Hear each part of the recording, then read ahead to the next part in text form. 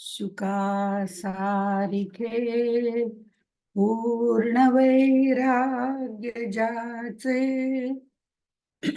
वशिष्ठा परिज्ञान योगेश्वराचे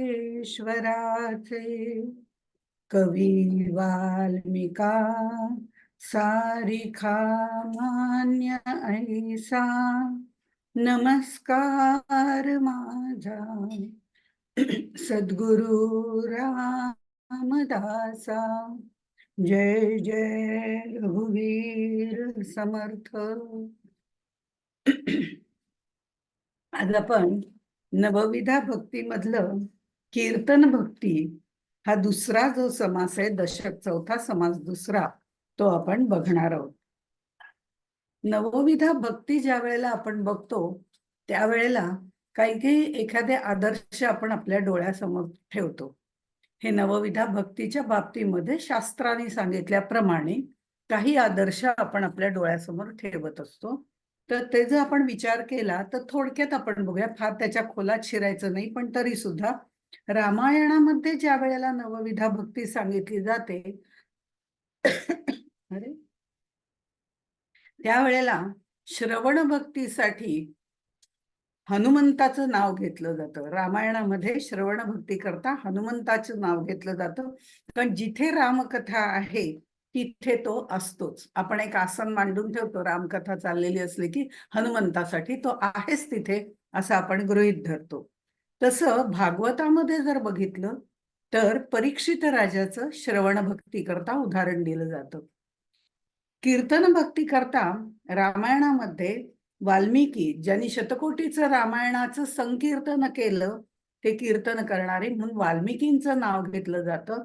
तर इकडे भागवतामध्ये नारदांचं नाव घेतलं, महर्षी नारद त्यांचं नाव हरी संकीर्तन करण्यासाठी घेतलं जातं. नामस्मरण भक्तीमध्ये जर विचार केला तर रामायणामध्ये सीतेचं नाव घेतलं जातं नामस्मरण भक्ती करता, कारण अशोकवन जिथे तिला ठेवलेलं होतं तिच्या त्या नामस्मरणाने संपूर्ण अशोकवनामध्ये एक प्रकारचं राममय वातावरण निर्माण झालं होतं. ते तिच्या नामस्मरणामुळे झालं होतं आणि तिच्या मनात अंतर्बाह्य राम होतेच त्यामुळे. आणि भागवतामध्ये महाभक्त प्रल्हाद त्यांचं नाव घेतलं जातं नामस्मरण भक्ती करता. कथा वगैरे आपल्याला माहिती आहे, फक्त एक उदाहरण वेगवेगळी कशी आहेत तेवढाच सांगण्याचा हेतू आहे. पादसेवन भक्ती करता रामायणामध्ये भरताचं नाव घेतलं जातं, ज्यांनी 14 वर्ष पादुकांचं पूजन, त्या पादुका मस्तकी धारण केल्या होत्या असं म्हटलं जातं. मस्तकी धारण केल्या होत्या म्हणजे सतत त्यांचं पूजन अर्चन, त्याची आज्ञा सिंहासनावर त्याला ठेवली, त्या पादुकांना ठेवलं होतं अशा पद्धतीने. तर भागवतामध्ये जे लक्ष्मीचं उदाहरण दिलं जातं, भगवान विष्णूंची पत्नी लक्ष्मी जी सतत पाय चेपत बसलेली असते, ती चंचल असली तरी तिथे मात्र ती स्थिर असते, अशा त्या लक्ष्मीचं नाव घेतलं जातं. अर्चन भक्तीमध्ये रामायणात शबरीचं नाव घेतलं जातं. उष्टी बोरं वगैरे आपल्याला कथा माहितीये की अनेक वर्ष तिने रामायणाचे म्हणजे वाट पाहत ती बसली होती, रोज राम येतील ह्यानी सगळी तयारी करत होती अशा पद्धतीने. तर अर्चन भक्तीमध्ये पृथुराजाचं नाव भागवतात घेतलं जातं. त्यांनी अनेक यज्ञ केलेत आणि यज्ञ करणं हे पण त्यावेळेला अर्चन भक्तीतच येत होतं, आताही येतं. त्यामुळे अर्चन भक्तीमध्ये त्यांनी पृथूचं नाव घेतलं जातं, कारण त्यांनी ही सगळी पृथ्वी व्यवस्थित केली यज्ञ याजन करून या पद्धतीने. वंदन भक्तीमध्ये बिभीषणाचं नाव घेतलं जातं, जो खरं तर रावणाचा भाऊ आहे, पण जो श्रीरामांना वंदन करून नमस्कार करून त्यांना शरण आलेला आहे, त्यांचं नाव घेतलं जातं. तर इकडे अक्रूराचं नाव घेतलं जातं. ज्या वेळेला तो गोकुळात आला त्यावेळेला तो गडबडाला लोळलाय की इथे श्रीकृष्णाची पदचिन्ह उमटलेली आहेत, ती वाळू तरी निदान माझ्या अंगाला लागू दे, ती माती तरी माझ्या अंगाला लागू दे, अशा तऱ्हेने त्यांनी केलेलं असल्यामुळे वंदन भक्तीमध्ये त्याचं नाव घेतलं जातं. अर्थात हे फक्त एवढ्या क्रिया केल्या म्हणून नाही, त्यांची ती भक्ती होती असंही आहे. सख्य भक्तीमध्ये रामायणात सुग्रीवाचं नाव घेतलं जातं. रामाशी मैत्री त्यांनी केलेली आहे. आणि हे सख्य जे केलं ते त्यांनी शेवटपर्यंत निभावलेलं आहे, सीता शोध वगैरे होईपर्यंत. बाकीच्यांनी केलेलं आहे, पण तरी सुग्रीवाचं नाव विशेषतः सख्य भक्ती करता घेतलं जातं. आणि इकडे अर्जुन सखा आपल्याला सगळ्यांना माहितीच आहे भागवतामध्ये. दास्य भक्तीमध्ये लक्ष्मणाचं नाव घेतलं जातं. दास्य भक्तीमध्ये लक्ष्मणाचं नाव घेतलं. तो सतत सेवेत असायचा कायम. अ, राम काय म्हणतायत, वनवासात असो, राज्यात असो, बाहेर असो, कुठेही असो, शत्रू बरोबर असो, राक्षसांबरोबर असो, केवळ आणि केवळ रामांचं दास्य करणं हे त्यांनी स्वीकारलं होतं. सतत सेवेत असायचा. आणि भागवतामध्ये मात्र दास्य भक्ती करता हनुमंताचं नाव घेतलं जातं. भागवतातही रामाच्या कथा आहेतच, त्यामुळे त्याचं नाव घेतलं जातं. आत्मनिवेदन भक्ती करता जटायूचं नाव घेतलं जातं रामायणामध्ये. कारण त्याचे पंख वगैरे कापले, त्यांनी सेवेमध्ये संपूर्ण समर्पण केलं आणि आत्मनिवेदन केलं. आणि इकडे भागवतामध्ये बळीराजाचं नाव घेतलं जातं. बळीराजा म्हणजे वामन अवताराच्या वेळेला बळीने जे दान वगैरे पुण्य केलं आणि शेवटी आपलं मस्तक नतमस्तक केलं आणि त्याच्यावरती भगवंतानी पाय ठेवले आणि त्याला पाताळात लोटलं, ती त्याची आत्मनिवेदन भक्तीच्या संदर्भात त्याची कथा सांगितली जाते. अशा या वेगवेगळ्या नवविधा भक्तीच्या वेगवेगळ्या कथा वेगवेगळ्या पुराणांमध्ये आपल्याला पाहायला मिळतात, ऐकायला मिळतात. पण या सगळ्यांना कुठेतरी शास्त्राचा आधार पण आहे, हे निश्चित आहे. त्याशिवाय त्या सांगितल्या जात नाही. आपण फक्त वरवरच्या कथा बघतो, पण त्यामागचं शास्त्र काय आहे, त्यातनं आपल्याला कुठली भक्ती कशा पद्धतीने घ्यायची हा विचार खरं म्हणजे तिथे मांडलेला आहे. पण असो, आज आपण जी कीर्तन भक्ती बघणार आहोत, त्याच्या बाबतीत जर बघितलं तर खरं म्हणजे संकीर्तन असं त्याचं मूळ उच्चार आहे. नवविधा भक्तीमधल्या कीर्तन भक्ती असं जे म्हटलं जातं त्याच्यामध्ये संकीर्तन अशा तऱ्हेने त्याचं उच्चार केला जातो. आणि हरिसंकीर्तन किंवा भक्ती जागवण्यासाठी, ती अंतःकरणात मुरवण्यासाठी, ती मूर्ती अंतःकरणामध्ये हृदयात स्थानापन्न करण्यासाठी भक्ती हा म्हणजे पाचवा पुरुषार्थ जो सांगितला जातो, तो पुरुषार्थ साधण्यासाठी ही कीर्तन भक्ती सांगितलेली आहे. आणि ती ती कीर्तन भक्ती म्हणजे श्रवणानंतरची दुसरी भक्ती, ज्याला आपण दुसरी पायरी असं सुद्धा म्हणू शकतो. पण ही दुसरी पायरी म्हणजे दुसरी पायरी नाही, हे आपण बघितलेलं होतं. प्रत्येकाला स्वतंत्र ह्याच्यावरून जाता येतं. त्यामुळे पण त्याचा जो क्रम लावला गेलेला आहे तो या पद्धतीने लावला गेलेला आहे. आता ह्याच्यामध्ये कसं असतं की आपण खूप श्रवण केलं, आपण नॉर्मल बोलतोय, व्यवहारातलं बोलतोय की खूप श्रवण केलं तर आपल्याला ते सगळं दुसऱ्याला सांगावंसं वाटतं. हा एक प्रकृती स्वभाव आहे हा. त्यामुळे आपण बघा ना, साधं पुस्तक एखादं वाचलं तर आपण म्हणतो त्याच्यातनं ते खूप छान सांगितलंय. काहीतरी सांगावं त्यातलं, कोणाला तरी सांगावं जे आपल्याला आवडलंय, हे आपल्याला निश्चितपणे वाटत असतं. त्यामुळे आपण ते वाचल्यानंतर श्रवण मनन चिंतन केल्यावर ते दुसऱ्याला सांगावंसं वाटतं. तसंच अगदी साधी गोष्ट घ्या ना व्यवहारातली, आपण एखादा पिक्चर पाहून आलं आणि तो जो पिक्चर आपल्याला अगदी मनापासून आवडला की लगेच आल्यावर पहा बरं का त्याच्यातली स्टोरी इतकी मस्त आहे, पहा बरं का ते अमकं किती छान, या गोष्टी छान आहेत, त्या गोष्टी छान आहेत. पण सस्पेन्स असेल तर मी सांगणार नाही, तो तुम्ही जाऊनच पहा. अशा पद्धतीने आपण ते सांगत असतो. म्हणजे कुठलीही गोष्ट आपण श्रवण केल्यानंतर ते दुसऱ्याला सांगावंसं वाटतं, हा मनुष्य स्वभाव आहे. अगदी लहान मूल सुद्धा आपण जर बघितलं तर आपल्याला हुंकार देऊन ते आपलं ऐकत असतं. त्याला काही बोलता येत नाही, काही नाही, पण तो ऐकत असतो. ऐकल्यानंतर जर तो नीट निरीक्षण केलं तर काही महिन्यांनी सतत आपलं बाबा, काका, मामा काहीतरी आपण त्याला छोटे-छोटे शब्द आ, ऊ असं काहीतरी करून वगैरे दाखवत असतो. आणि हे श्रवण तो करत असतो हे आपल्याला समजतं त्याच्या चेहऱ्यावरनं, त्याच्या डोळ्यावरनं. आणि तो ते आपल्या अंतःकरणात साठवून नुसती ओठांची हालचाल करायला सुरुवात करतो. आणि त्यानंतर हुंकार देऊन मग तो हळूहळू बोलायला लागतो. जे आपण त्याला शिकवतो ते तो बोलायला लागतो. म्हणजे श्रवणानंतर तो ते सांगायला सुरुवात करतो. ही सांगण्याची जी प्रक्रिया आहे ती व्यवहारात आपण म्हणतो आता तो बोलायला लागलाय. पण परमार्थामध्ये ज्या वेळेला असं शास्त्राचं श्रवण, अशा वेगवेगळ्या पद्धतीचं अभंगांचं श्रवण, त्याचे अर्थ, त्याचे गुह्यार्थ, हे सगळं जेव्हा आपण श्रवण मनन चिंतन करायला लागतो, त्यावेळेला आपण ते सांगायला पण लागतो. जे आपल्याला माहितीये ते सांगायला सुरुवात करतो. हा जो क्रम आहे, हे सांगणं म्हणजे कीर्तन करणं, संकीर्तन करणं, पण ते भगवंताचं संकीर्तन करणं असतं. त्यामुळे ह्या सगळ्या गोष्टीमध्ये जर आपण बघितलं तर संकीर्तन असा खरा शब्द आहे. म्हणजे संतुलित यांनी केलेलं, सांगितलेलं, विशिष्ट पद्धतीने सांगितलेलं त्याला संकीर्तन असं म्हणतात. आता ह्याच्यामध्ये कीर्तनात योग आणि भक्ती या दोन्ही आता आपण व्यवहारातलं बघत नाही, आपण श्रवण भक्तीकडे वळतोय. पण ही मानवी स्वभाव, मानवी गुणधर्म आहे की जे सांगितलं, ऐकलंय, मनन चिंतन केलंय ते दुसऱ्याला सांगावं असं वाटणं, हे बीज आहे. आणि त्यामुळे ते बीज या कीर्तन भक्तीमध्ये आपल्याला पाहायला मिळतं. या कीर्तनामध्ये योग आणि भक्ती या दोन्हीचा अंतर्भाव आहे. कारण कीर्तन हे योग आणि भक्ती असं मी म्हटलं, त्याचं कारण ते रसाळ असतं, रंजक असतं, भक्तिपूर्ण असतं, उद्बोधकही असतं. त्यातनं काहीतरी आपल्याला मिळावं लागतं. चांगले विचार, चांगल्या गोष्टी ह्या आपल्याला त्यातनं मिळतात. आणि या कीर्तनामध्ये पाप वगैरे जळून जातात.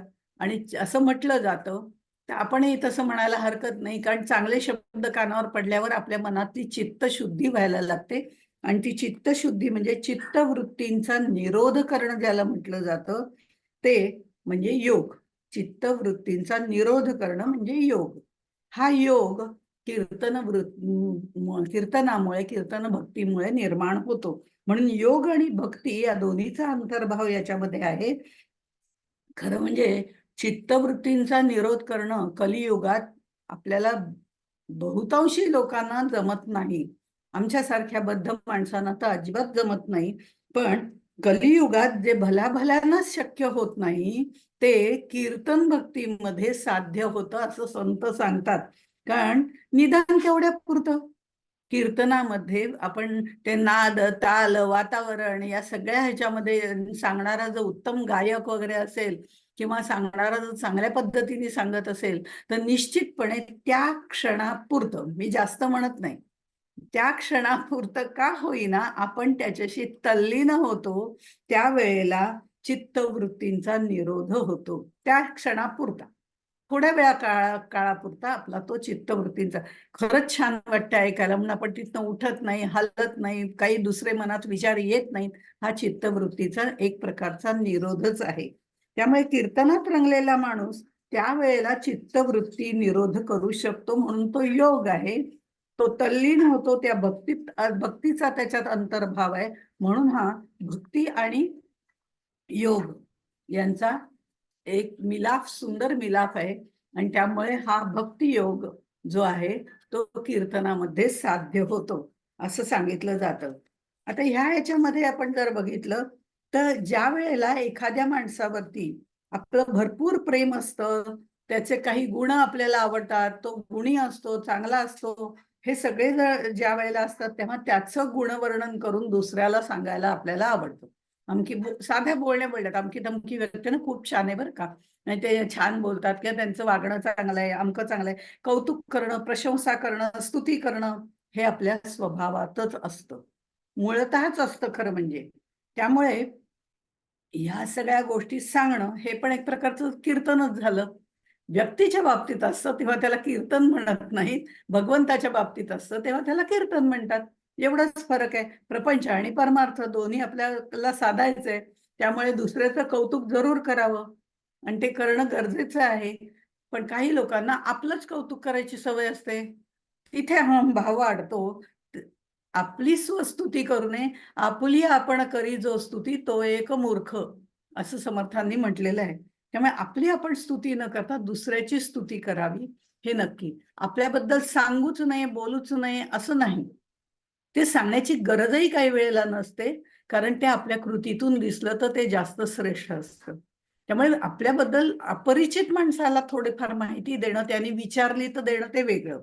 अशा पद्धतीने आपल्याला हे गुणवर्णन सतत करावंसं वाटत असतं. म्हणून प्रथम श्रवण मग कीर्तन हा जो क्रम यांनी दिलेला आहे तो एवढ्यासाठी की परब्रह्माने सुद्धा ब्रह्मदेवाला आधी सृष्टी कशी निर्माण करायची ते सांगितलं. ते त्या ब्रह्मदेवाने श्रवण केलं आणि श्रवण केल्यानंतर त्याचं मनन चिंतन झाल्यानंतर त्यांनी तप केलं असं आपल्याला सांगितलं जातं.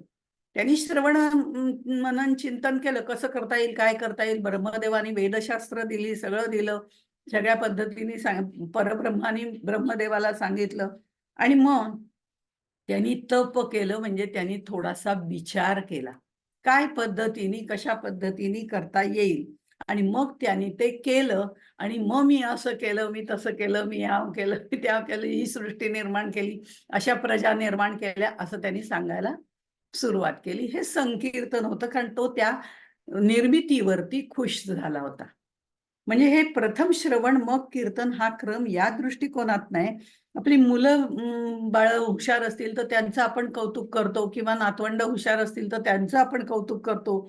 आणि हे त्या त्या कर्तृत्वाचं कौतुक करणं, गुणवर्णन करणं हेही संकीर्तनच आहे. फक्त व्यवहारातलं आहे.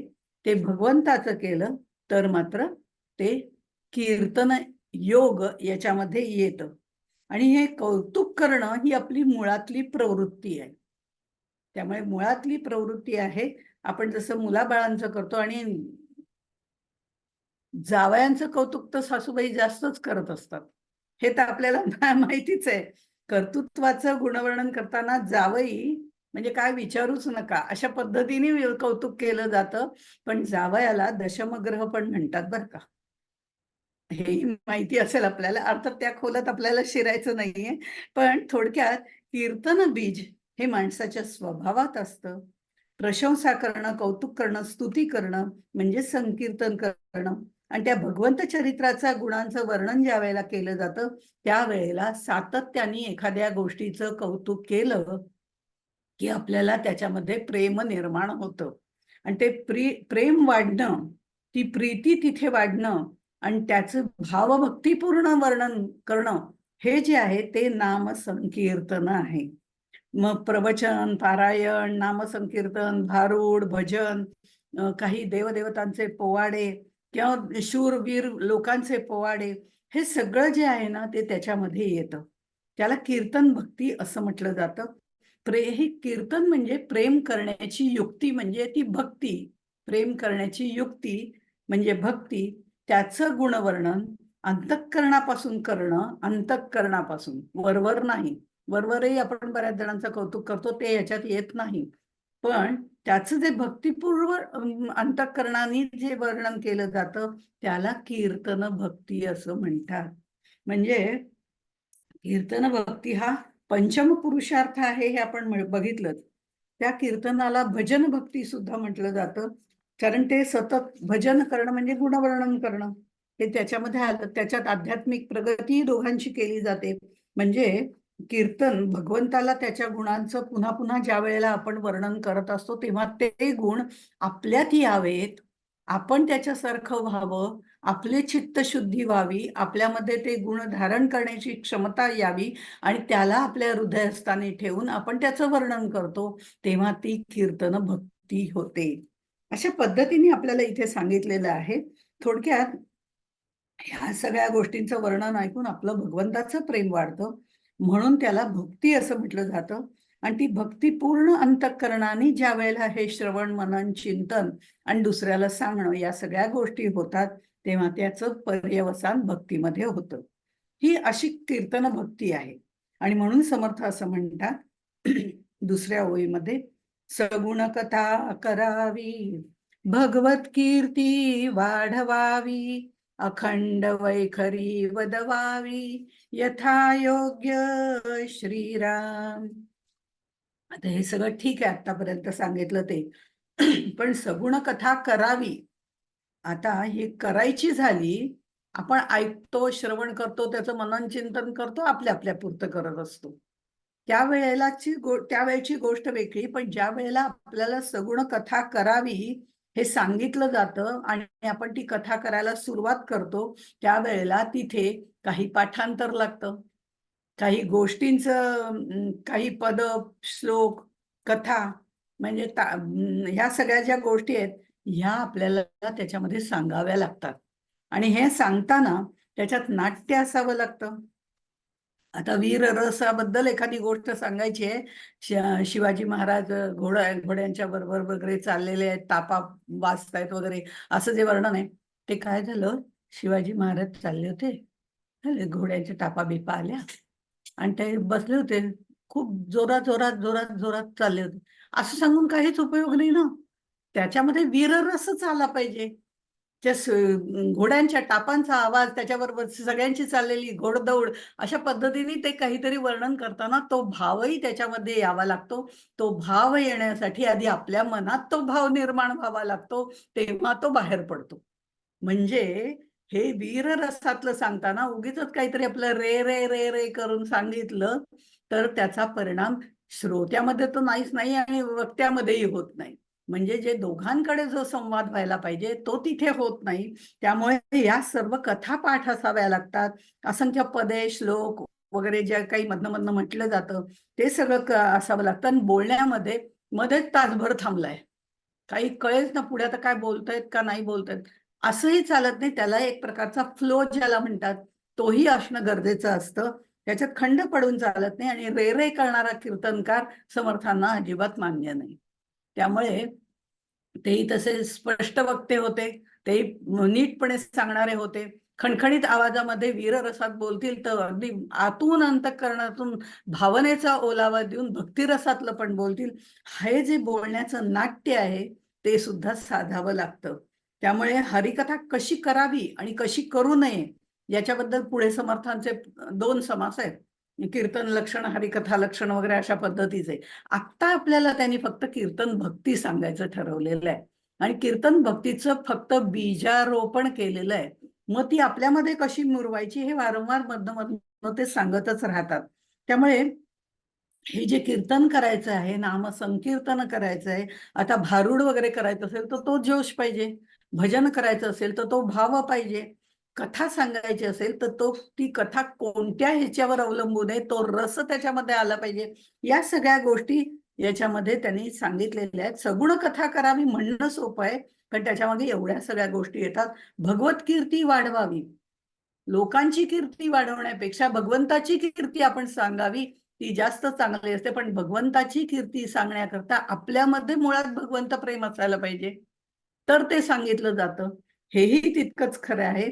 आणि अखंड वैखरी वदवावी यथायोग्य, यथायोग्य रीतीने ते सांगावं, की अशा पद्धतीने हे कीर्तनाचं वर्णन त्यांनी केलेलं आहे. आणि या कीर्तनाला 3 अंग असतात. कीर्तन करताना सुद्धा त्याला 3 अंग असतात. तर त्याच्यामधलं पहिलं अंग आपण एक जनरल आपण बघणार आहोत, कीर्तन म्हणजे काय आणि कीर्तन भक्ती म्हणजे काय. तर 3 अंग जी असतात ती विचारप्रधान विवेचन करणं हे सगळ्यात महत्वाचं अंग आहे. कीर्तन झालं, संकीर्तन झालं, नामस्मरणाच्या संदर्भातलं झालं तरी सुद्धा त्याच्यामध्ये विचारप्रधान विवेचन आली पाहिजे. मग ते कीर्तन कसं असावं, कोणते त्याच्यामध्ये काय काय सांगावं, वेद उपनिषद ह्यातलं सांगावं का कथा सांगाव्यात का काय सांगावं, हे सगळं सांगताना समर्थ असं म्हणतात 19व्या आणि 21व्या ओवीमध्ये, करावे वैराग्य लक्षण, रक्षावे ज्ञानाचे लक्षण, परमदक्ष विचक्षण, सर्वही सांभाळी श्रीराम, करावे वेद पारायण, सांगावे जनांसी पुराण, माया ब्रह्मीचे विवरण, साकल्य वदावे श्रीराम. म्हणजे उगीच कीर्तन करायचंय म्हणून गोष्टीच सांगत बसले, उगीच कीर्तन करायचंय म्हणून गायनाचंच आपलं प्रदर्शन करत राहिले तर ते उपयोग नाही. त्याच्यामध्ये ते सगळं करता करता मूळ जो गाभा आहे की विचारप्रधान विवेचन करावं. विचारप्रधान म्हणजे भगवंताचं रूप कसं आहे, सगुण आहे की निर्गुण आहे, परब्रह्माचा काय संबंध आहे, परब्रह्म कसं आहे, जीव जगत ईश्वर कसं आहे, प्रकृती म्हणजे काय, परा म्हणजे काय, अपरा म्हणजे काय, असे अनेक विषय जे शास्त्रांनी सांगितलेले आहेत ते भक्ती ज्ञान वैराग्य लक्षण, नीती न्याय स्वधर्म लक्षण, साधन मार्ग अध्यात्म निरूपण प्रांजळ बोलावे. म्हणजे या सगळ्या गोष्टी आपल्याला त्यांनी पूर्णपणे सांगायला सांगितलेल्या आहेत. कीर्तनामध्ये सुद्धा, कीर्तनामध्ये अनेक प्रकार येतात ते आपण बघितलेत. त्यामुळे ते कीर्तनामध्ये ह्या सगळ्या गोष्टी सांगणं म्हणजे विचारप्रधान विवेचन करणं हे पहिली महत्वाची गोष्ट आहे. दुसरं अंग आहे ते प्रेमाचं आहे. भगवंतावरचं प्रेम, संतांवरचं प्रेम, त्यांची जीवन पद्धती, त्यांना आलेल्या अडचणी. नाही तर आपल्याला वाटेल त्यांना काहीच अडचण आहे, अवतार आहे ना, त्याला काय अडचण असणार आहे, आम्ही मोकळे लगेच की आमचा काय अवतार नाहीये, त्या आम्ही आपलं असंच बरं आहे. तर तसं नाहीये. तर त्यांना अवतार जरी असेल किंवा संत जरी असतील, त्यांना अडचणी येतात. त्या अडचणी काय, त्याचं रसभरीत वर्णन करावं, पण ते भक्तिभावाने करावं, की जेणेकरून आपल्याला लोकांच्या मनामध्ये त्यांच्याबद्दल प्रेम उत्पन्न होईल, आदर उत्पन्न होईल.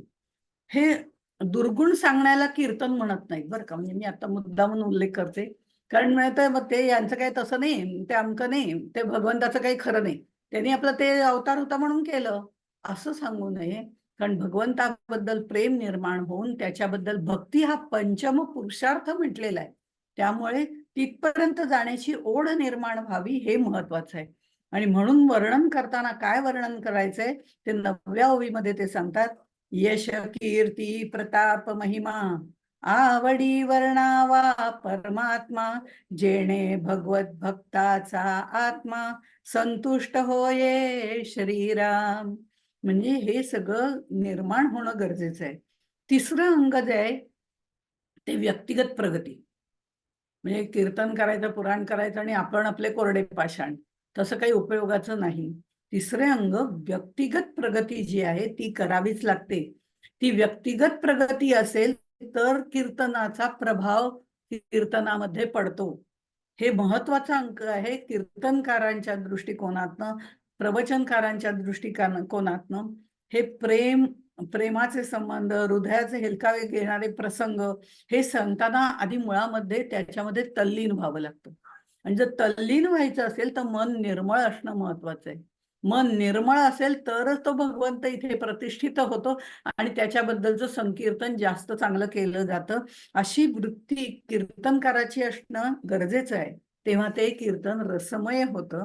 त्यासाठी बाकीच्याही गोष्टी त्यांनी सांगितलेल्या आहेत, की ताल, मृदुंग वगैरे हे सगळं वाजवण्याच्या ज्या कला आहेत, ताल, मृदुंग, संगीत, गायन, नृत्य, याचं ज्ञान प्रॉपर कीर्तन करतात त्यांना असणं गरजेचं आहे. कारण त्याच्या मधनं पद म्हणायची असतात. ती पद जशी म्हणायची असतात तसंच त्याप्रमाणे त्यांना वेगवेगळ्या कथा सांगायच्या असतात. त्यामुळे हे सगळे तालबद्ध व्यवस्थित संगीत रूपाने सांगायचं असतं, नृत्य असतं, आलाप असतात, ताना असतात. किती प्रमाणात घ्यायच्या, काय घ्यायच्या, या सगळ्याचा विचार करावा लागतो. कारण नाही तर नुसतं गायनच आपलं दाखवत बसला तर कीर्तन कधी करणार, भगवंताबद्दल कधी सांगणार. म्हणजे प्रत्येक गोष्ट नेटकेपणाने करता येणं हे कीर्तनकाराचं महत्वाचं लक्षण आहे. नामदेव महाराजांच्या कीर्तनामध्ये प्रत्यक्ष भगवंत नाचत होता, हे आपल्याला ऐकायला मिळतं. कारण त्याच्याशी ते तल्लीनच होऊन जात असत. इतकंच नाही, आपण जर समर्थ शिष्य उद्धव स्वामी बघितले तर त्यांच्या बाबतीतही अशी कथा सांगितली जाते, की उद्धवाला ज्या वेळेला चाफळ येथे कीर्तन करायला समर्थांनी सांगितलं, काय झालं, जे कीर्तनकार येणार होते ते आले, पण ते म्हणले नाही, ते पेटी नाही, तबला नाही, ते कीर्तन कसं करायचं.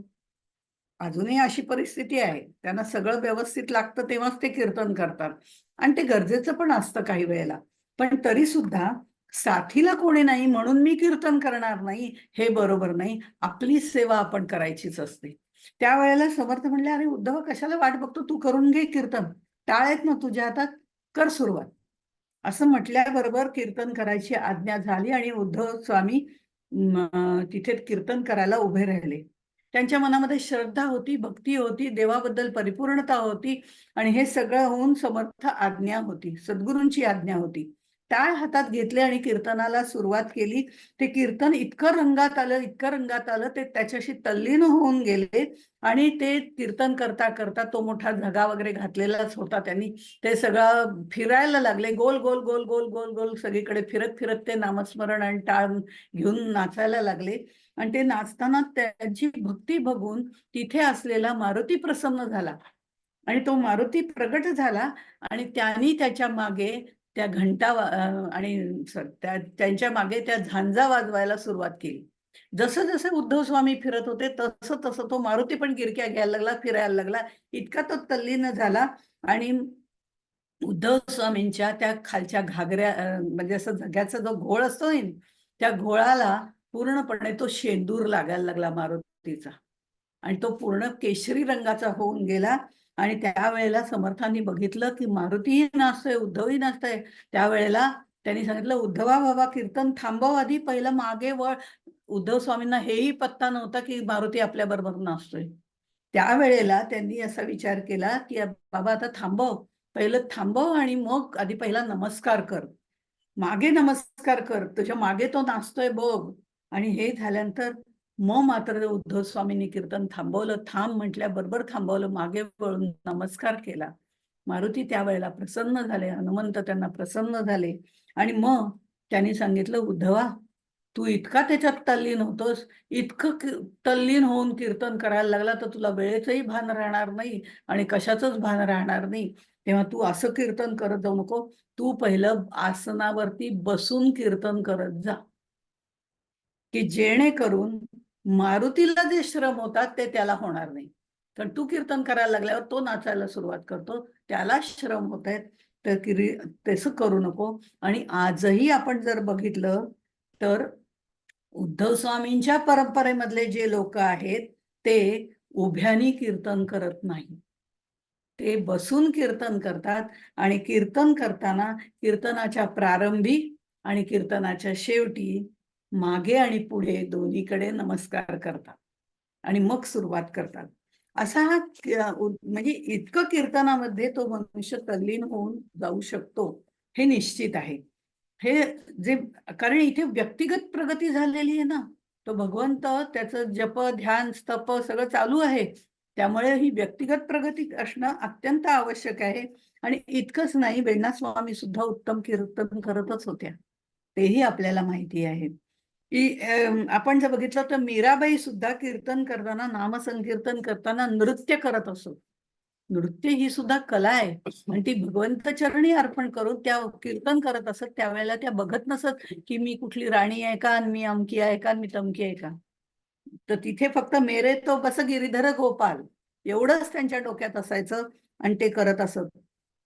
आणि समर्थ पण आपल्याला म्हणतात, संगीत गायन दे रे राम, आलाप गोडी दे रे राम, धात माता दे रे राम, अनेक धाटी दे रे राम, रसाळ मुद्रा दे रे राम, जाड कथा मज दे रे राम, दस्तकटाळी दे रे राम, नृत्य कला मज दे रे राम. हे समर्थांनी त्यांच्या चौपदीमध्ये मागितलेलं मागणं आहे. मग हे सगळं कीर्तनकाराला अत्यंत आवश्यक आहे. धात माता दे रे राम म्हणजे काही खऱ्या गोष्टी असतात, काही बनवलेल्या गोष्टी असतात. या गोष्टी सांगाव्या लागतात, कारण गोष्टी सांगितल्या नाहीत तर प्रवचन करताना किंवा कीर्तन करताना झोप यायला लागते श्रोत्यांना.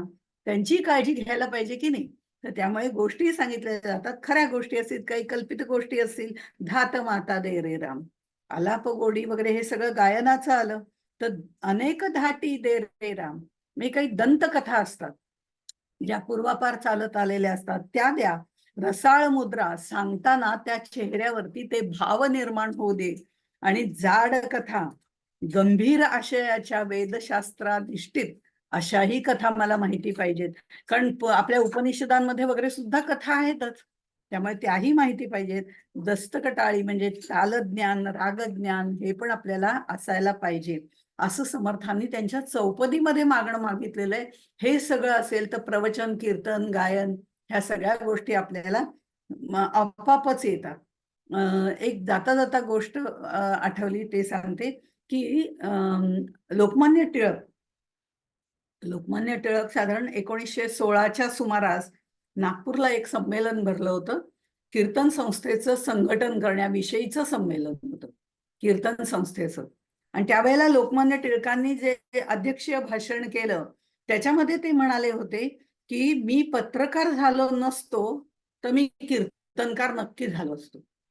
म्हणजे एवढे त्यांनी त्या पदाला उच्च पदावरती नेऊन ठेवलेलं, उच्च स्थान दिलेलं आहे.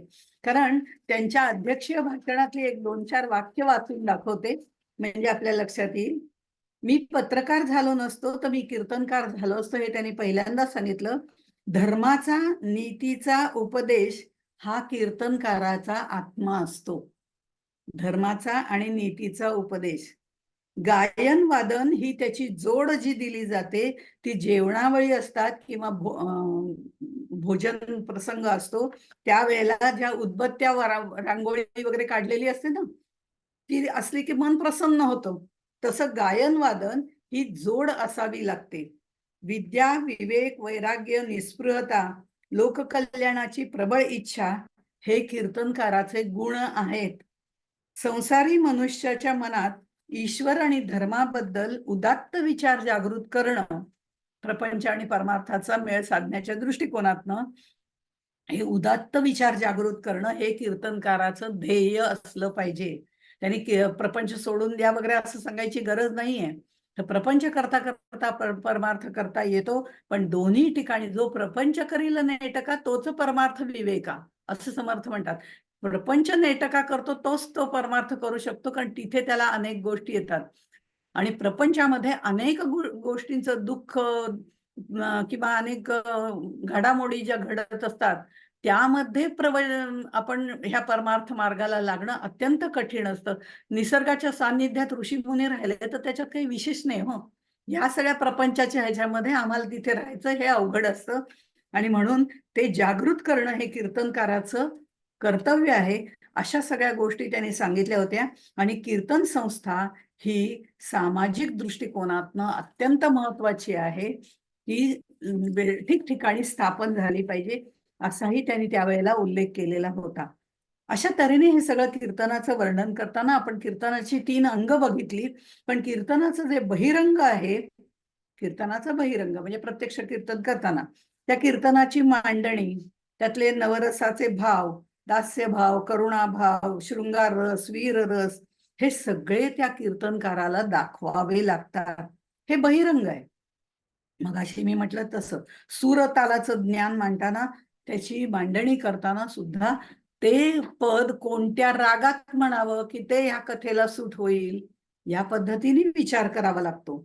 कधी मार्मिक उदाहरणं सांगावी लागतात, कधी नीतीची उदाहरणं सांगावी लागतात, कधी पौराणिक सांगावी लागतात, कधी दंतकथा सांगावी लागतात. पण ह्या सगळं सांगताना मूळ गाभा काय सांगायचंय तिकडे दुर्लक्ष होऊन चालत नाही. नाहीतर कथेवर कथा सांगतोय आणि बाकी काहीच नाही. तर मूळ गाभा विसरून चालणार नाही. कुठेही गेलं तरी पुन्हा मूळ पदावर येणं गरजेचं आहे. आणि कीर्तनाचं अंतरंग जे आहे हे बहिरंग झालं. अंतरंग जे आहे ते भक्ती, ज्ञान, वैराग्य, नीती, न्याय यांचं विवरण त्याच्यात आलंच पाहिजे. हे जरी सांगितलं असलं तरी समोर श्रोते कोणते बसले, त्यांच्या वयानुसार, त्यांच्या अधिकारानुसार काय सांगायचं त्या विषयाची निवड केली जाते. लहान 5-6 वर्षाच्या मुलांसमोर बोलायचंय आणि मी अहम ब्रह्मास्मीचा उपयोग अहम ब्रह्मास्मी म्हणजे काय, 4 महावाक्यांचा विचार कसा करावा हे जर बोलले, ते म्हणतील काय बोलल्या कोणास ठाऊक. त्यांना काहीतरी छोट्या गोष्टी त्यांच्या दृष्टिकोनातनं छोटी छोटी उदाहरणं असंच सांगायला पाहिजे. म्हणजे समोर कोण बसलंय हे बघणं तितकंच गरजेचं आहे. नित्य नवा हव्यास धरावा, असं त्यांनी म्हटलेलं आहे 5व्या ओवीमध्ये. नित्य नवा हव्यास धरावा, साक्षेप अत्यंतची करावा, हरिकीर्तने भरावा, ब्रह्मगोळ श्रीराम. म्हणजे कोणापुढे काय कीर्तन करायचं हेही आपल्याला बघावं लागतं, ते विचार कसे मांडायचे हेही ठरवावं लागतं. आणि हे असताना श्रोत्यांची वाहवा मिळवण्यासाठी त्यांना आवडेल असं बोलायचं असं मुळीच करू नये. म्हणजे त्यांना आवडेल म्हणून तसं बोलूया असं मुळीच करू नये. जे संतांनी सांगितलेलं आहे, संतांना काय वाटतं तेच बोलावं, विचारपूर्वक बोलावं, विवेकाने बोलावं. आणि आपली विद्वत्ता दाखवण्यासाठी उगीच जड जड शब्दांचा वापर करून मग आपलं शब्द जंजाळ असं म्हणून दाखवायचं आणि मी किती विद्वान आहे हे सांगायचं, याचीही गरज नाही. त्याचं कारणच समर्थ असं म्हणतात की जे जड भाषेमध्ये बोलतात उच्चार करतात, सांगतात, अमक्याचा वाद, तमक्याचा वगैरे असे बरेच गोष्टीचे उदाहरणं देता येतील. पण असं जड भाषेमध्ये जे बोलतात, की इथे विवर्तवाद सांगितलेला आहे, इथे अमकं सांगितलेलं आहे, शब्द जरूर माहिती असण्यापुरते बोलावेत. पण बोलताना भाषा सोपी असावी. हे जड भाषेत बोलणारे विद्वान पंडित असतात, तर सोप्या भाषेत सांगणारे संत असतात, असं समर्थ म्हणतात. त्यामुळे ह्या सगळ्या, आणि पुढे ते म्हणतात रामकथा ब्रह्मांड भेदून पहिलं पार न्यावी, असं सांगतात. त्यावेळेस स्वतःला त्या गोष्टीची मनापासून, अंतःकरणापासून आवड असेल, तेव्हा दुसऱ्याच्या अंतःकरणामध्ये ती भावना पोचवता येते. ज्ञानेश्वर हृदयीचे ते हृदयी झाले, पण ते ये हृदयीचे ते हृदयी व्हायला दोन्ही अंतःकरणांचा मिलाफ व्हावा लागतो. तेही तितकंच महत्वाचं आहे. आणि तो अंतःकरण शुद्ध असेल तर ते विचार पलीकडे पोचतात. त्याचं कारण कीर्तनकाराची आचार विचारांची सांगड तयार व्हावी लागते. तो कीर्तन करताना, अंतःकरणापासून करताना त्याची चित्त शुद्ध झालेलं असावं लागतं. आणि हे सगळं करण्यासाठी कीर्तनकाराला सुद्धा साधना करावी लागते. मग अवघा ब्रह्मगोळ भरावा हे ठीक आहे. आणि मग ह्या पद्धतीने त्यांनी सांगितल्यानंतर मग ते म्हणतात की कीर्तनकाराच्या बाबतीमध्ये त्यांनी असं सांगितलेलं आहे की सदा 30वी ओवी आहे. सदा सर्वदा हरी कीर्तन ब्रह्मसूत करी आपण, तेथे नारद तोची नारायण, बोली जेता हे श्रीराम. देवर्षी नारदांचा इथे उल्लेख केलेला आहे. कारण केव्हाही कीर्तन भक्ती करत असताना नारदांचा उल्लेख केल्याशिवाय ते पूर्ण होत नाही, याची समर्थांनाही जाणीव आहे. कारण समर्थ उत्तम म्हणजे कीर्तनकार सुद्धा होते, प्रवचनकार होते, कीर्तनकार होते, लालित्य त्यांच्यामध्ये होतं, या सगळ्या गोष्टी होत्या. आणि त्यामुळे आपुलिया सुखस्वार्थ ते करायचं नसतं, हे खरं आहे. म्हणजे इथे पहिल्यांदा नारद हा करतात हे सांगताना, त्यापूर्वी म्हणजे हे हरिकीर्तनाचे ते प्रमुख मानले जातात. नारद म्हणजे ज्यांनी नारदीय भक्तिसूत्र वगैरे लिहिली ते, तर ते देवर्षी नारद हे खरं म्हणजे सृष्टीकर्त्या ब्रह्माचे म्हणजे ब्रह्मदेवाचे मानसपुत्र आहेत. त्यामुळे कीर्तन भक्ती समास हा नारदांच्या उल्लेखाशिवाय पूर्ण होऊच शकत नाही. कारण ते नारद भक्ती सूत्राचे जसे आचार्य आहेत, तसे नाम संकीर्तनाचे आचार्य आहेत, प्रमुख मानले जातात. आणि या कीर्तनामध्ये नाम भजन प्रवचन हे सगळंच येतं. त्यामुळे ते नामस्मरणही त्याच्यामध्ये येतं. सदैव नामसंकीर्तन करणारे असे हे नारद मुनी आहेत. ते खरं म्हणजे दासीपुत्र होते. चातुर्मासामध्ये लोक यायची आणि त्यांची आई ही दासी होती, म्हणजे काम करणारी अशी होती. तर त्यामुळे तिथे जे चातुर्मासामध्ये राहत होते, तिथे साधू सज्जन संत सगळे कीर्तन सेवा संकीर्तन करायला यायचे. आणि त्यावेळेला त्यांची सेवा करणं, त्यांना जेवायला वाढणं, त्यांच्या पत्रावळी उचलणं, त्या बाहेर नेऊन टाकणं, आणि हे सगळं झाल्यावरती, सगळं संपल्यानंतर ते अन्न ग्रहण करत असत. त्यांची आई आणि ते दोघंही सगळ्यांचं सगळं पूर्ण झाल्यानंतर आणि कायम त्यांच्या सान्निध्यात राहायचे. सतत कथा ऐकायची, कृष्ण कथा ऐकायची, असे किंवा रामकथा ऐकायची, कृष्ण कथा ऐकायची, पुराण ऐकायची, असे संस्कार त्यांच्यावरती लहानपणी झालेले होते. आणि मग त्यांना परमेश्वराची ओढ लागली. असं आपल्याला पण सातत्याने ऐकल्यावर परमेश्वराची ओढ लागते. आणि परमेश्वराची ओढ लागल्यानंतर 24 वर्ष त्यांनी नामसंकीर्तन हाच त्यांचा श्वास झाला. आणि मग पुरुषोत्तमाने दिलेली वीणा घेऊन त्यांनी नामसंकीर्तन करायला सुरुवात केली. आणि तो त्यांचा स्वभावच होऊन गेला. म्हणजे त्यांच्या शब्दात तोंडामध्ये नामस्मरण सातत्याने चालू व्हायचं, अजपा जपा सारखं. त्यामुळे तेही चालू व्हायचं. आणि म्हणून समर्थांच्या ह्याच्यामध्ये एका काव्यामध्ये उद्धवसूत जे आहेत, उद्धवसूत म्हणजे ह्या उद्धव आत्ता जे सांगितले त्यांचा काही संबंध नाही, हे उद्धवसूत वेगळे आहेत, अंजनगाव सुरजी वगैरे इकडचे. पण ते असं म्हणतात, करी कीर्तने नारदा सारखाची, कदरी उपरी शांती ज्याचे सुखाची, विवेकी विरागी जगी पूर्ण जैसा, नमस्कार माझा तया रामदासा. असं त्यांनी रामदासांचं वर्णन केलेलं आहे. करी कीर्तने नारदा सारखी. अशी नारदाची उपमा त्यांना दिलेली आहे. बाकी पुढचं आता आपल्या विषयात नाहीये. कदरी उपरी शांती ज्याचे सुखाची वगैरे असं त्यांनी लिहिलेलं आहे. त्या उद्धव सुतांनी जे नमस्कार माझा सद्गुरु रामदासा अशा पद्धतीने जे लिहिलेलं आहे ते वर्णन म्हणजे नारदाचं वर्णन तिथे त्यांनी केलं आणि ते समर्थांशी जोडलेलं आहे. त्यांनी समर्थ कीर्तनकार सुद्धा होते. आणि हे सगळं झाल्यानंतर ही सदा कीर्तन करणारे असे हे जे नारद मुनी आहेत ते त्यांना ही कथा आपल्याला माहिती आहे की भगवंतांना विचारलं, भगवंतांनी त्यांना विचारलं की त्यांनी भगवंतांना विचारलं की हे नक्की तुझा पत्ता काय आहे, तुझा ऍड्रेस काय आहे, वैकुंठ लोक असा ऍड्रेस द्यायचा का लोकांना? तर त्यावेळेला ते म्हणतात नाहम वसामी वैकुंठे योगिनाम हृदये रघु मग मदभक्ता यत्र गायंती तत्र तिष्ठामी नारद. भगवंत त्याला सांगतात अरे वैकुंठ वगैरे हा माझा परमनंट ऍड्रेस नाहीच आहे, तो आपला सांगण्यापुरता ऍड्रेस आहे.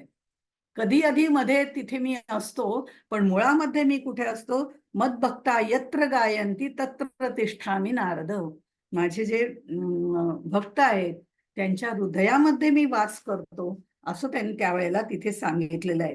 आणि हे सगळं सांगत असताना म्हणून नारदा हे कीर्तन भक्तीसाठी आहेत, प्रसिद्ध आहेत. असंच कीर्तन भक्ती कीर्तनकारांनी करावी, पण ती करताना काय करू नये हे पण थोडक्यात त्यांनी चौथ्या ओळीमध्ये सांगितले. म्हणून मुद्दामून ही ओवी मग नंतर घेतलेली आहे.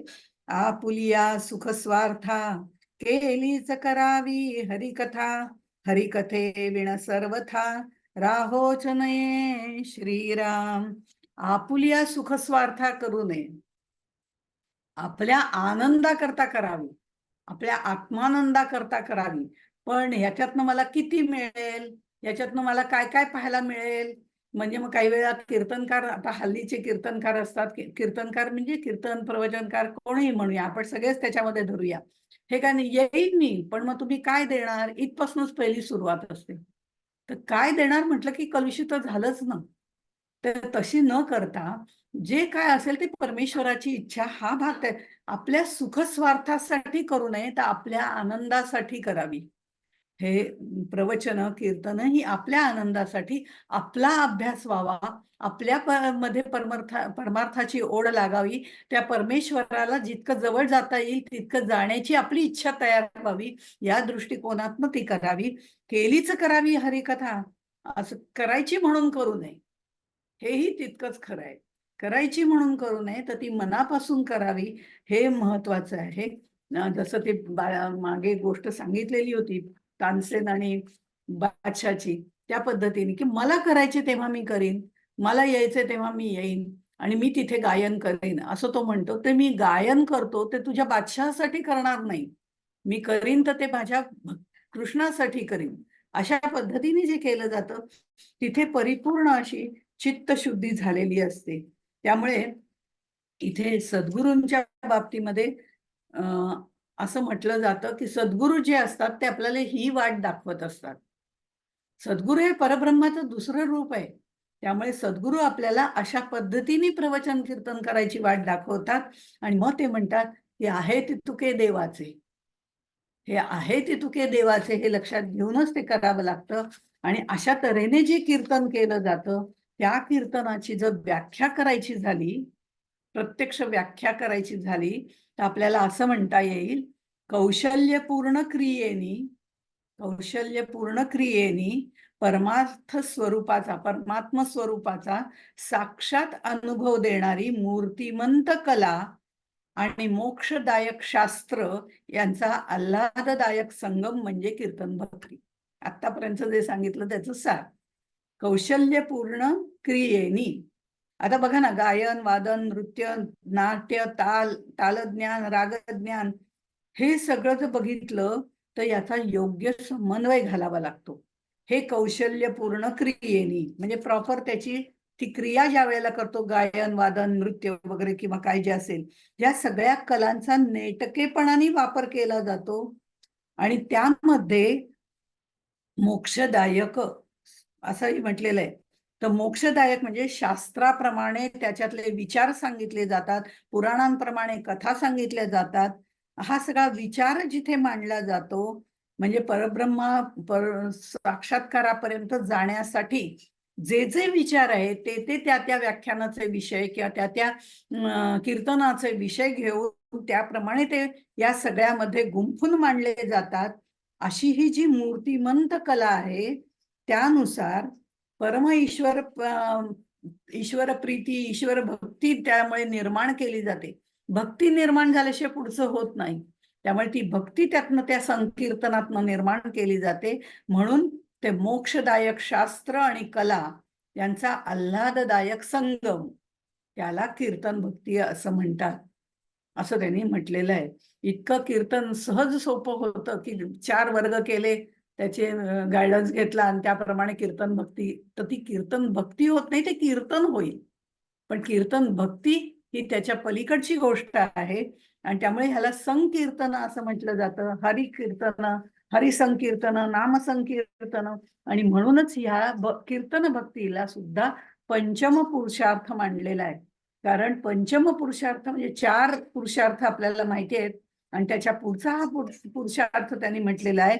कारण भगवंताची मूर्ती त्यामुळे अंतःकरणामध्ये ठसते आणि ती फक्त त्याच्याच ठसते आणि त्याच्या समोरनं जो ऐकणारा आहे त्याला पण त्याचा आस्वाद घेता येतो. श्रवणामध्ये श्रवण करणारा फक्त त्यामध्ये आस्वाद घेतो, सांगणारा त्याचा अभ्यास मांडत असतो.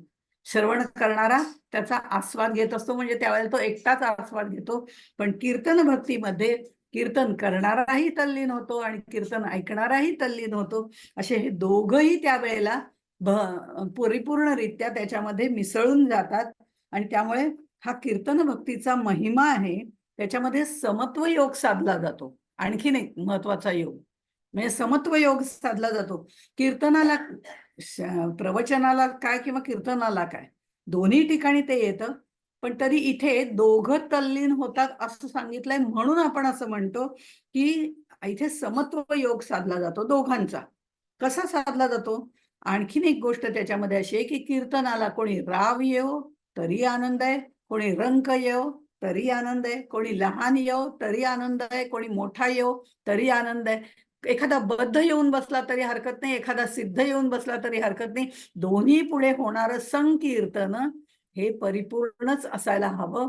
इथे हा समत्व योग साधला जातो. आज एवढेच आहेत का, मग जाऊ दे, मग मी आज उरकते. तेवढेच आहेत का, मग जाऊ दे, असं करून चालत नाही. किती आहेत याच्यापेक्षा, कोण आहेत, कसे आहेत, याही पेक्षा आपण भगवंतासमोर कीर्तन करतोय, प्रवचन करतोय, ही भावना मनात असली म्हणजे लहान थोर हा भेद राहत नाही, बद्ध साधक असा भेद राहत नाही. हा समत्व योग इथे साधला जातो. आणि सतत जो नामघोष कीर्तन केलं जातं, सगळीकडे पसरवलं जातं. आणि ह्याच्यामध्ये बघा ना, त्याच्यामध्ये आमने सामने सगळे बसलेले असतात आणि संपूर्ण आजूबाजूचं वातावरण त्यामध्ये ढवळून निघालेलं असतं, जे प्रवचनामध्ये पण होऊ शकतं, जे कीर्तनामध्ये पण होऊ शकतं. आणि कीर्तन भक्तीमध्ये प्रवचन, कीर्तन, नामस्मरण ह्याही गोष्टी येतच असतात. त्या कशा कशा येतात हा भाग वेगळा आहे. आणि त्यामुळे इथे विश्व प्रकाशमान होऊन जातं, आजूबाजूचं वातावरण जे आहे ते प्रकाशमान होऊन जातं आणि हरिनाम सहजासहजी मुखामध्ये येत नाही. आपण म्हणतो की नामसंकीर्तन, प्रवचन ऐकूया, कीर्तन ऐकूया, हे सगळं म्हणतो, पण ते सहजासहजी ऐकायला जाण्याची वृत्तीच आधी होत नाही. आज इतका छान सिनेमा टीव्हीवरती आहे, ते प्रवचन नंतर युट्यूबवरचं नंतर बघता येईल, त्यामुळे तो नंतर बघितला जातो. अशा पद्धतीने म्हणजे ते कीर्तन ऐकणं, ते कीर्तन समजून घेणं, याला सुद्धा मुळामध्ये तयारी असावी लागते. ती प्रतिष्ठापना होण्यासाठी तयारी असावी लागते. ती श्रवणाने केली जाते आणि मग संकीर्तनाने आत्मभाव त्यातला बदलायला सुरुवात होते. त्या भगवंताबद्दलचा भाव निर्माण व्हायला लागतो आणि मग हे सगळं होण्यासाठी अनंत जन्माची पुण्याई लागते असं म्हणतात. श्रवणासाठी काय, याच्यासाठी कीर्तनासाठी काय, पण ही सगळी सामूहिक भक्ती पण आहे. श्रवण कीर्तन ह्या दोन्ही सामुदायिक भक्ती आहेत, पण सगळे एकत्र येऊन हे करत असतात. त्यामुळे कीर्तन भक्ती किंवा श्रवण भक्ती ह्यामध्ये आपण जर बघितलं तर संघटनेचा पाया तिथे निर्माण होतो. एकाच विचाराने सगळेजण प्रेरित झालेले इथे येतात. ज्यांना याची आवड नसते ती येत नाहीत, हे साधं आहे. ज्यांना आवड असते ते इथे येतात, ते सवड काढून येतात. म्हणून आवड असली तर सवड निर्माण होते. त्याप्रमाणे सवड काढून येतात आणि सवड काढून येतात, त्यामुळे त्या सगळ्या लोकांचं एकाच ध्येयाने प्रेरित झाल्यामुळे एक संघटन निर्माण होतं. त्यामुळे संघटनासाठी सुद्धा कीर्तन भक्ती महत्वाची आहे. आणि आणखीन श्रवण आणि कीर्तन या दोन्ही भक्तीमुळे आपल्यामध्ये इंद्रिय निग्रह, थोड्या वेळ काळापुरतं का होईना, तासभर बसायची बैठक तर तयार होते नामस्मरण ऐकण्यासाठी किंवा कशासाठी, म्हणण्यासाठी, बोलण्यासाठी, ऐकण्यासाठी. तासभर एका ठिकाणी बैठक तयार होणं म्हणजे इंद्रिय निग्रह. म्हणजे मी मनाचा असं म्हणत नाही, कारण मन फिरत राहतं काही वेळेला, बसतो आपण इथे पण मन पण फिरत राहतं. त्यामुळे इंद्रिय निग्रह जो आहे, एका ठिकाणी एका जागेवर स्थानापन्न होऊन बसणं तासभर का होईना, हा दम ज्याला म्हटलं जातं, इंद्रिय निग्रह म्हटलं जातं.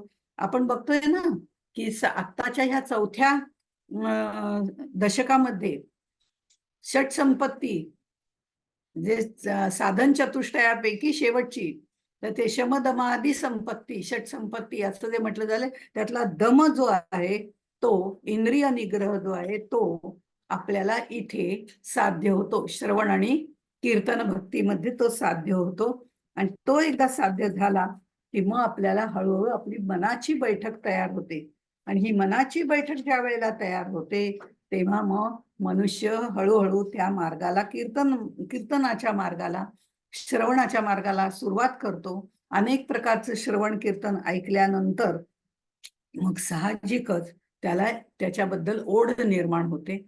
सातत्याने ते ऐकलं की आणखीन ओढ निर्माण होते आणि मग हळूहळू तो बद्ध म्हणून मुमुक्षुत्वाकडे जायला लागतो म्हणजे गेला असं म्हटलेलं नाही. जो बद्ध, अत्यंत तीव्र बद्ध होता, तो थोडासा सुधारला आणि तो मंदबद्ध, तीव्र बद्धाकडनं तो मंद झाला म्हणजे तो थोडासा जो पूर्ण बद्ध होता, अच्छे काय नाही, जे प्रवचन कीर्तन सगळं झूट आहे, आपला वेस्ट ऑफ टाइम आहे, दुसरं काय, भजन कीर्तन करणं म्हणजे नुसतं टाळकुटाळ जाणं, ह्या ज्या भावना होत्या त्या त्याच्या हळूहळू बदलल्या आणि तो आता मुमुक्षुत्वाकडे झुकायला लागला. करायला हरकत नाही, ऐकायला तरी चांगलं वाटतं, वेळ चांगला जातो, टाइमपास चांगला होतो, असं म्हणून का होईना, पण तो यायला सुरुवात करतो. एवढीच त्याची पातळी सुधारते श्रवण आणि कीर्तनाने.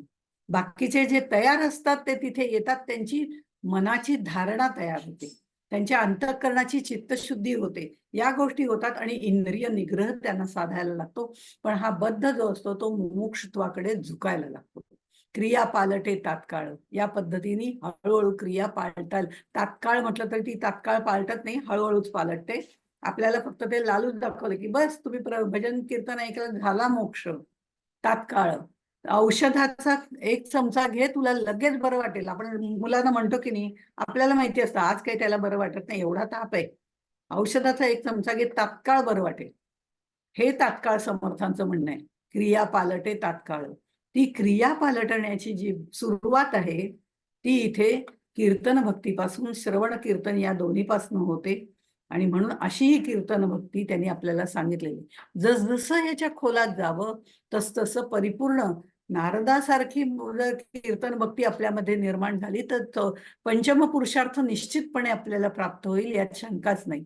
पण तिथपर्यंत जाणं म्हणजे डायरेक्टली त्या लिफ्ट मधनं जाणं, या लिफ्ट मध्ये बसून, पूर्वी कसे जिने होते म्हणून पायऱ्या म्हटल्या, आता लिफ्ट असते, लिफ्ट मधनं पहिल्याच मजल्यावर मग दुसऱ्या मजल्यावर असं जावं लागत नाही. आता एकदम डायरेक्ट दुसऱ्या मजल्याचं बटन दाबलं की दुसऱ्या मजल्यावर जातो. तसं ही कीर्तन भक्ती आहे की आपल्याला डायरेक्ट त्यांनी सुद्धा त्या परमार्थाच्या मोक्षापर्यंत जाता येतं असं समर्थ म्हणतात. म्हणजे त्या पायऱ्याही आहेत आणि ती लिफ्ट तुम्हाला उचलून घेणारी पण आहे, तिथपर्यंत जाता येतं. अशी ही कीर्तन भक्ती आज आपण बघितली. पुढच्या वेळेला नवविधा भक्तीतली पुढची भक्ती आपण पाहणार आहोत. तोपर्यंत इथेच थांबू. जय जय रघुवीर समर्थ.